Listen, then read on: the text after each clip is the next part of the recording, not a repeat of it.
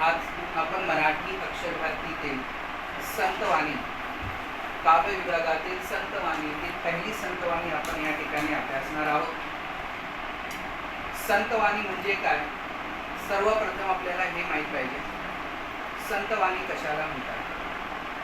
संतवाणी, संत म्हणजे सज्जन माणूस, ज्याच्या मनामध्ये इतरां व्यक्तीविषयी प्रेम असते, आपुलकी असते, असा जो माणूस असतो, जो निस्वार्थ असतो, ज्याचे मन हृदय जे आहे ते लोण्यासारखे मऊ असते, अशा व्यक्तीला ज्याला लोभ नसतो, संसाराविषयी त्याच्या मनामध्ये प्रेम असते, तो फक्त ईश्वर भक्ती आणि दुसऱ्यांचा विकास, दुसऱ्यांची प्रगती याविषयी जो या ठिकाणी महत्त्व देतो, अशा व्यक्तीला म्हणतात संत. आपला जो महाराष्ट्र आहे, या महाराष्ट्रामध्ये अनेक संत होऊन गेले.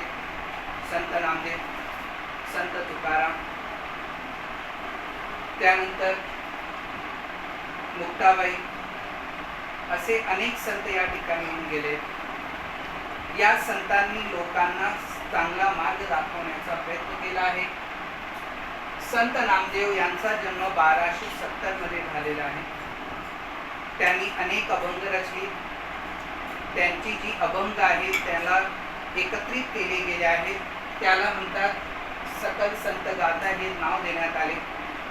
त्यामध्ये श्री नामदेव महाराजांची अभंगवाणी असा त्याला नाव देण्यात आले आहे. त्यातील पहिली जी संतवाणी आहे, अंकिला मी दास तुझा. संतांची भाषा म्हणजे संतवाणी. अंकिला मी दास तुझा. अंकिला म्हणजेच अंकित झालेला. अंकिला या शब्दाचा अर्थ होतो, अंकिला म्हणजेच अंकित झालेला, दास म्हणजेच सेवक, भक्त. जेवढे काही संत होते ते सर्व वारकरी संप्रदायाशी होते. वारकरी संप्रदाय जो आहे ते या संतांनी निर्माण केलेला आहे. वारकरी कोणाला म्हणतात? जी संत विठ्ठलाची पूजा करतात, विठ्ठलाची पूजा करण्यासाठी पंढरपूर या ठिकाणी जातात, अशी जे संत आहेत, या संतांना म्हणतात वारकरी. आणि हे जेवढे काही वारकरी आहेत ते वारकरी नेहमी दुसऱ्यांपर्यंत चांगला संदेश पोहोचवतात. संत नामदेव देखील वारकरी संप्रदायाचे एक महान श्रेष्ठ असे कवी होते. त्यांनी अनेक अभंग लिहिले, त्यात त्यांनी हिंदीतही अभंग लिहिले. त्यांची अभंग गाथा पंजाबपर्यंत गेली आणि पंजाब मध्ये गेल्यानंतर गुरु गोविंद सिंह यांच्या जी काय गुरु नानक यांनी लिहिल्या नानक जी की अभंग गाथा, त्यामध्ये नामदेव जी की अभंग गाथा, संत नामदेव असे हे महान संत जे होऊन गेले, त्यांनी अनेक गाथा या ठिकाणी लिहिल्या आहेत. या ठिकाणी आपण अंकिला मी दास तुझा, अंकिला म्हणजेच अंकित झालेला, दास म्हणजे या ठिकाणी सेवक, या ठिकाणी वेगवेगळे उदाहरण या ठिकाणी दिले. दृष्टांत हा एक शब्द या ठिकाणी वापरण्यात आलेला आहे. या कवितेमध्ये म्हटलं आहे की संत नामदेवांनी विविध दृष्टांतातून आपल्या देवाची भक्ती या ठिकाणी प्रकट करण्याचा प्रयत्न केला आहे. त्यामध्ये ते म्हणतात, कारण आपल्याला माहिती वारकरी जे आहे ते विठ्ठलाची भक्ती करतात, विठ्ठलाला आपलं सर्वस्व मानतात. लॉर्ड विठ्ठल ज्याचे मंदिर या ठिकाणी पंढरपूरमध्ये आहे. आषाढी एकादशीला सर्व संत या ठिकाणी, वारकरी संप्रदायातील सर्व संत जे आहेत त्या ठिकाणी जातात, मानणारे भक्त त्या ठिकाणी जातात आणि विठ्ठलाची पूजा करतात. तर असे हे वारकरी संत नामदेव यांनी या कवितेमध्ये ईश्वर भक्ती काय आहे, ईश्वराबद्दलचं प्रेम, आपुलकी, त्यांनी आपल्याविषयी किती ओढ ठेवावी, हे सर्व स्पष्ट करण्यासाठी काही दृष्टांत दिले आहेत. एक्झाम्पल जर आपण या ठिकाणी म्हणू, ही कविता आपण एक एक ओळ आपण या ठिकाणी पाहणार आहोत. त्यामध्ये पहिल्या 2 ओळी या ठिकाणी आपण पाहणार आहोत. बोर्डवरती मी या ठिकाणी लिहिली आहे, संपूर्ण कविता या ठिकाणी आहे. त्यातील अगोदरच्या 2 ओळी आपण पाहणार आहोत. अग्नी माझी पडे बाळू, माता धावे कनवाळू. अग्नी माझे पडे बाळू, माता धावे कनवाळू या दोन ओळीमध्ये संत नामदेव या ठिकाणी काय म्हणतात पा, या ठिकाणी त्यांनी आईचं प्रेम या ठिकाणी म्हटलेलं आहे पा, व्यक्त केलेलं आहे की समजा एखादे लहान बाळ जे आहे, छोटस बाळ, ते ज्यावेळेस चालत चालत आई काम करत आहे, घरामध्ये कोणतं दुसरं काम चालू आहे, ते बाळ जर या ठिकाणी जात आहे, रेंगत रेंगत ते चुली जवळ गेलं, आग ज्या ठिकाणी आहे त्या आगीमध्ये तो बाळ पडणार आहे. कारण बाळ आहे, त्याला माहित नाही की काय वस्तू आहे, आपल्याला काय त्रास होणार, त्याला काहीच माहित नसते.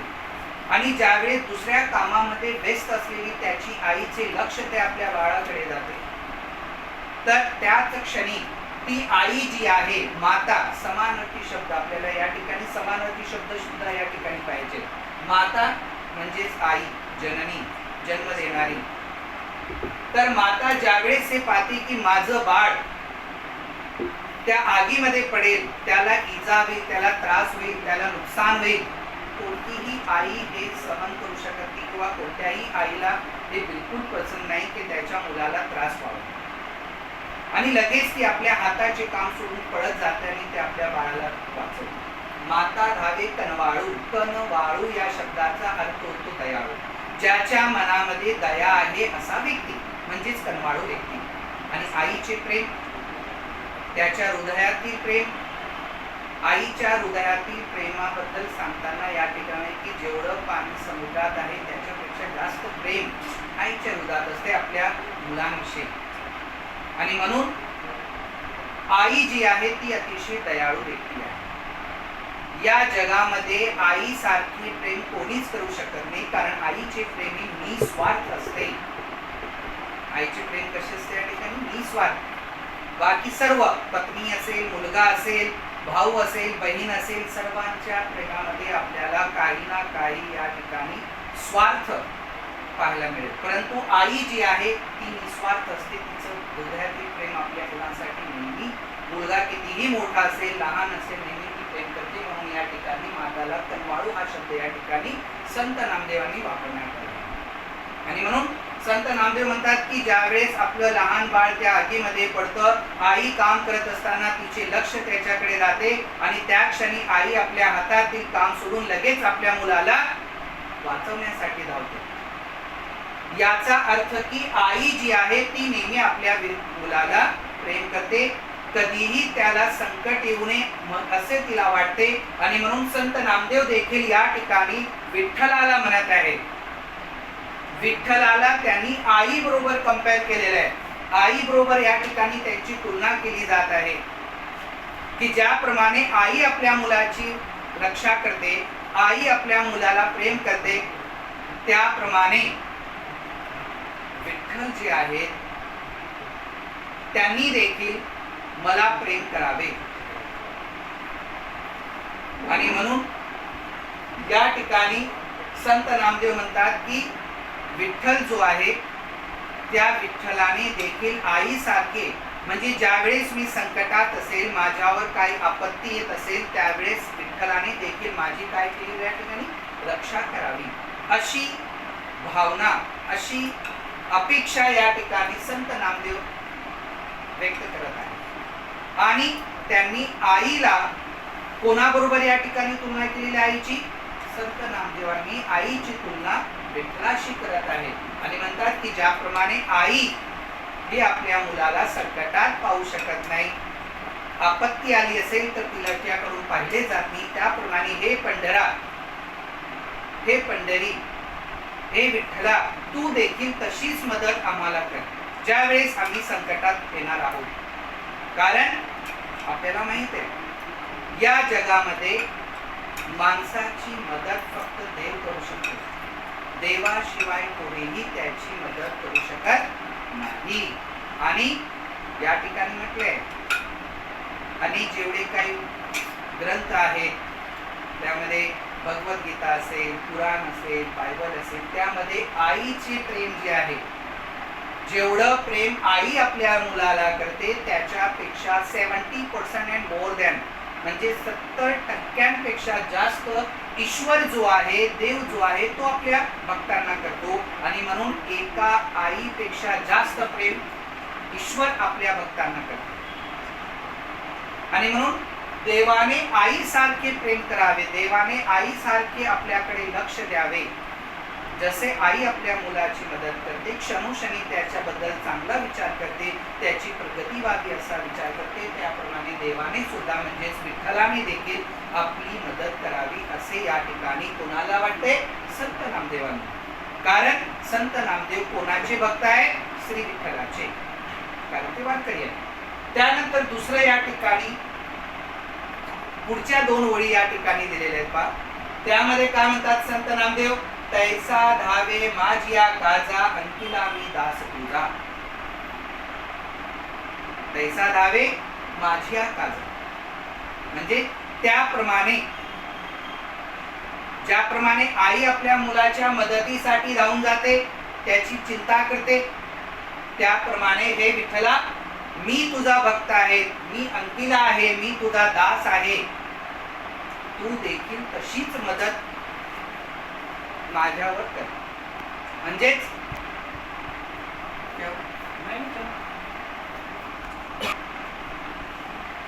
संत नामदेव म्हणतात की ज्याप्रमाणे आई आपल्या मुलाची मदत करते, त्याप्रमाणे हे विठ्ठला तू देखील माझ्या मदतीसाठी धावणे. असे कोण म्हणत या ठिकाणी? अंकिला मी दास तुझा, कारण मी तुझा दास आहे, मी तुझा सेवक आहे, मी रात्रंदिवस तुमची आराधना करतो, प्रार्थना करतो, तुमची भक्ती करतो, तुमच्या व्यतिरिक्त माझा दुसरा कोणी देव नाही असे संत नामदेव या ठिकाणी विठ्ठलाला म्हणत आहे. त्यानंतरचं उदाहरणामध्ये संत नामदेवांनी दिलेलं आहे पक्षिणीचे उदाहरण. पहिल्या याच्यामध्ये आई आणि बाळाचं उदाहरण देऊन त्यांनी या ठिकाणी स्पष्ट केलं आहे. त्यापुढे नंतर त्यांनी एक पक्षिणी आणि त्याची पिल्ले. पक्षिणी जी असते, आपल्याला माहिती आहे की पक्षिणी झाडावर राहते. या ठिकाणी आपण मी सांगितलं की पक्षिणी जी आहे ती आपल्या पिल्लांना खूप प्रेम करते, कारण पिल्ले लहान असतात, ती उडू शकत सुद्धा नाही. आणि अशा या आपल्या पिल्लांसाठी ही पक्षिणी जी आहे ती दूरवर आकाशामध्ये विचरण करते. परंतु मी म्हटलं ना, आई जी आहे तिचं कोणत्याही कामामध्ये ती बिझी असेल, व्यस्त असेल, परंतु तिचं सर्व लक्ष आपल्या बाळाकडे असते. फक्त मनुष्यामध्ये नाही तर प्रत्येक प्राणीमध्ये. तर पक्षिणी ही देखील आई आहे. ती आकाशामध्ये उंच उडत असताना देखील ज्यावेळेस तिचे सर्व लक्ष आपल्या त्या घरट्यातील पिलांकडे असते. आणि म्हणून संत नामदेव म्हणतात की ही पक्षिणी आकाशामध्ये उडत असताना जेव्हा तिला तिच्या लक्षात येते, जेव्हा तिला दिसते की माझं जे बाळ आहे, माझं जे पिल्लू आहे ते खाली पडत, आणि मग अशा स्थितीमध्ये एका क्षणाचा विचार देखील ती करत नाही, लगेच ती खाली झेपावते आणि आपल्या पिलांचे ती रक्षण करते. आणि म्हणून या ठिकाणी म्हटले की ज्याप्रमाणे ही पक्षिणी दाणे आणण्यासाठी, अन्न शोधण्यासाठी जेव्हा आकाशामध्ये उंच असते, उडते, परंतु तिचे लक्ष आपल्या पिल्लाकडे असते. आणि जेव्हा हे पिल्ला झाडावरून खाली पडत असेल, अशा वेळेस ती लगेच खाली झेपावते, आपल्या मुलाची, आपल्या पिल्लांची ती मदत करते. याचा अर्थ संत नामदेव म्हणतात की त्याचप्रमाणे या ठिकाणी कंपॅरिझन केलेलं आहे पहा मुलांनी. विद्यार्थ्यांनो, या ठिकाणी संत नामदेव या ठिकाणी कंपेअर करत आहे, स्वतःला पिल्ला म्हणत आहे, लहान लेकरू म्हणत आहे. आणि पक्षिणी म्हणजेच कोण? तर विठ्ठल, ईश्वर. ज्याप्रमाणे ती पक्षिणी आपल्या मुलांचे रक्षण करते, लगेच तिच्या मदतीला धावून येते, त्याप्रमाणे हे विठ्ठला तू देखील आमची मदत कर, तू देखील माझी मदत कर. कारण संत नामदेव म्हणतात की तू आमचं सर्वस्व आहे. आणि म्हणून या ठिकाणी स्वतःला पिल्ल या ठिकाणी पिल्लांशी संबोधित केलं आहे आणि देवाला पक्षिणी बरोबर या ठिकाणी संबोधित करत आहे, कंपेअर करत आहे, तुलना करत आहे त्यांची. त्याचप्रमाणे आई आणि पक्षिणी यांच्या उदाहरणाबरोबर आणखी एक उदाहरण या ठिकाणी संत नामदेव आपल्याला या ठिकाणी सांगत आहे. या दृष्टांतातून ते स्पष्ट करत आहे की वनवा म्हणजेच काय? वनवा लागलासी वनी पाडस चिंतित हरिणी. वनवा म्हणजेच काय? जंगल असतं पा, फॉरेस्ट ज्याला आपण या ठिकाणी म्हणू. वन, विपिन, अरण्य, कानन असे अनेक समानार्थी शब्द आहेत जंगल. तर अशा या जंगलामध्ये ज्यावेळेस वनवा लागतो, वनवा म्हणजे जंगलामध्ये लागलेली मोठी आग, त्याला म्हणू आपण या ठिकाणी वनवा. तर या वनामध्ये ज्यावेळेस वनवा लागतो त्यावेळेस आपल्याला माहिती आहे की ती आग जी आहे ती भरपूर खतरनाक असते. ती हे पाहत नाही की समोरचं काय आहे, कोण आहे, तिला काय घेणं देणं नाही. जो तिच्या सपाट्यामध्ये येतो ती त्याला जाळून टाकतो. अशा स्थितीमध्ये ज्या ठिकाणी त्या वनव्यामध्ये असणारे ज्या लहान लहान जे काय पशु पक्षी असतात, प्राणी असतात, ते बिचारी इकडे तिकडे सैरावेरा धावतात. त्यामध्ये हरिणीचं एक्झाम्पल या ठिकाणी दिलेलं आहे. हरण म्हणजेच या ठिकाणी काय टिगर, ज्याला आपण या ठिकाणी मृग. तर अशी ही हरिणी, तिचं लहानचं जे बाळ त्याला पाडस म्हणतात. हरिणीच्या मुलाला पाडस.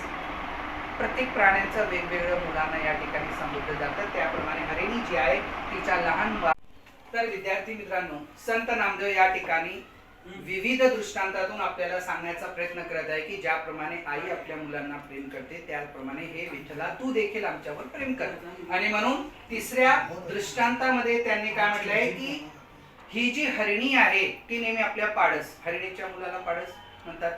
त्याप्रमाणे हरिणी जी आहे ती नेहमी स्वतःचा विचार न करता आपल्या पाडसचा विचार करते. याचा अर्थ आई नेहमी आपल्या मुलांचा विचार करते. त्याप्रमाणे ईश्वर देखील आपल्या भक्तांचा विचार करतो. आणि म्हणून एक विनंती, रिक्वेस्ट म्हणून, विनंती म्हणून नामदेव देखील संत श्री विठ्ठलाला म्हणतात की ज्याप्रमाणे ही हरिणी नेहमी आपल्या पाडसचा विचार करते संकटाच्या वेळी देखील, हे विठ्ठला तू देखील आपल्या भक्तांचाच म्हणजे आमचा देखील विचार कर. तसाच प्रेम, तसाच आपुलकी, तसाच आपलेपणा तू देखील आमच्या बरोबर ठेव, अशी एक विनंती आपुलकीने या ठिकाणी संत नामदेव कोणाला करत आहे? विठ्ठलाला. त्यानंतरच्या पुढील दृष्टांतामध्ये संत नामदेव काय म्हणतात पहा, नामा मने मेघा जैसा, नामा मने मेघा जैसा विनवितो चातक तैसा. काय म्हटलं पहा, दोन या ठिकाणी मेघा, नामा म्हणजे संत नामदेव. प्रत्येक अभंगवाणीमध्ये आपल्याला त्या प्रत्येक अभंगवाणीमध्ये अभंगवाणी लिहिणाऱ्या त्या संताचं नाव या ठिकाणी लिहिलं जातं. या ठिकाणी देखील नामा हा शब्द या ठिकाणी वापरण्यात आला आहे. नामा म्हणजे संत नामदेव. आणि मग संत नामदेव काय म्हणतात की मेघा जैसा, जैसा म्हणजे जसा, लाईक दिस. तर ज्याप्रमाणे चातक पक्षी जो आहे, आता चातक कोणाला म्हणतात? चातक पक्षी जो आहे तो नेहमी काळ्या ढगांना खूप प्रेम करतो.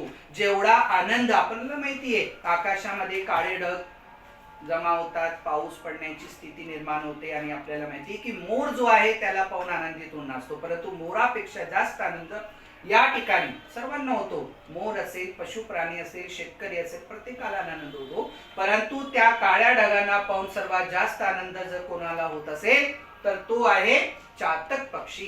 का? काय कारण आहे चातक पक्षीचं उदाहरण या ठिकाणी देण्याचा? त्यामध्ये चातक पक्षी जो आहे तो त्या काळ्या ढगांच्या मधून पृथ्वीवर पडणारे पावसाचे जे थेंब असतात, पाण्याचे जे थेंब असेल, ती जी वर्षा होते त्या वर्षात पडत असलेलं पाणी फक्त तो चातक पक्षी घेतो. त्या पाण्यावरच तो जीवित असतो. खाली जमिनीवर पडणाऱ्या पाण्याकडे त्याचे लक्ष नसते. कारण चातक पक्षी जो आहे तो कोणाशी प्रेम करतो? या ठिकाणी त्या मेघाशी प्रेम करतो.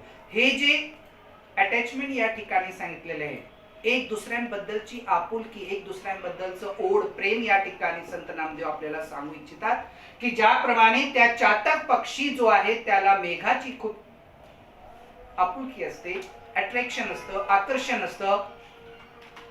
तो त्यालाकडे व्यतीत होतो, त्याची वाट पाहतो. कारण त्याचप्रमाणे स्वतःला या ठिकाणी संत नामदेव म्हणतात चातक म्हणजे संत नामदेव आणि मेघा म्हणजेच विठ्ठल. की ज्याप्रमाणे चातक मेघाची आपुलकीने वाट पाहतो, त्याला पाहून त्याला खूप आनंद होतो, त्याप्रमाणे मला देखील कोणाचे दर्शनाने आनंद होतो?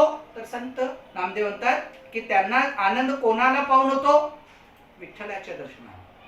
आणि म्हणून या ठिकाणी म्हटलंय नामा म्हणे मेघा जैसा विनवितो चातक तैसा. तैसा म्हणजे तसा, जैसा म्हणजे जसा. लक्षात आलं विद्यार्थ्यांनो? तर या ठिकाणी संत नामदेव म्हणतात की ज्याप्रमाणे चातक पक्षीला आकाशातील काळ्या ढगांबद्दल प्रेम असेल, अट्रॅक्शन असेल, आकर्षण असतं, तसंच आकर्षण, तसंच प्रेम, बल्कि त्यापेक्षा काही पटीने जास्त प्रेम मला म्हणजे संत नामदेवांना कोणाबद्दल आहे? विठ्ठलाबद्दल आहे. तर अशा प्रकारे या कवितेमध्ये, या संतवाणीमध्ये, या अभंगामध्ये संत नामदेवांनी सांगण्याचा प्रयत्न केला आहे विविध दृष्टांतातून. पहिला दृष्टांत आपण पाहिला माता आणि लहान तिचं बाळ. त्यानंतरचा दुसरा दृष्टांत आहे पक्षिणी आणि तिचं पिल्लू. तिसरा दृष्टांत या ठिकाणी दिला होता हरिणी आणि तिचं पाडस. लक्षात आलं?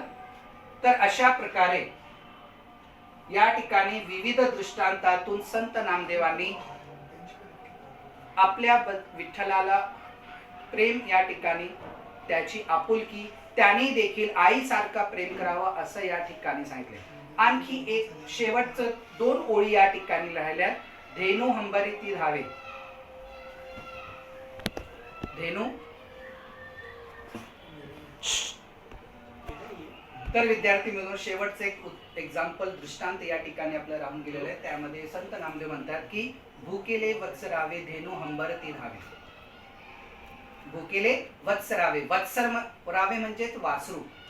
गायीच्या बछड्याला म्हणजे गायीच्या त्या बाळाला म्हणतात वासरू. तर एखादे ज्यावेळेस हे वासरू अतिशय भुकेले असते आणि ते लहान असल्यामुळे ते घरी असते आणि गाय जी आहे ते रानामध्ये जाते चरण्यासाठी, ज्यावेळेस ती परत येते आणि आपल्या त्या बाळाचं ते ओरडण्याचा आवाज, कारण ते भुकलेलं आहे, ज्यावेळेस त्या वासराचं ओरडण्याचं, हंबरण्याचा आवाज त्या गायीला येते, तेव्हा ती गाय जी आहे ती त्या ठिकाणी थांबून ती पळत पळत येते आणि आपल्या बाळाला ती दूध पाजते. याचा अर्थ आईकडून कधीही आपल्या बाळाला त्रासामध्ये, संकटामध्ये पाहिलं जात नाही.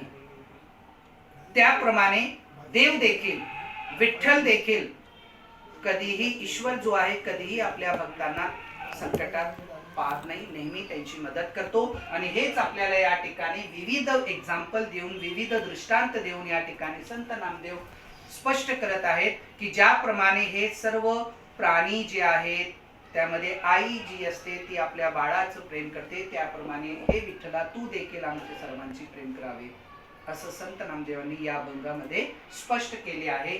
आणि हा जो अभंग आहे तो कुठून घेतला आहे तर श्री सकल संत गाथा या पुस्तकातून हा अभंग घेतला आहे. थँक्यू.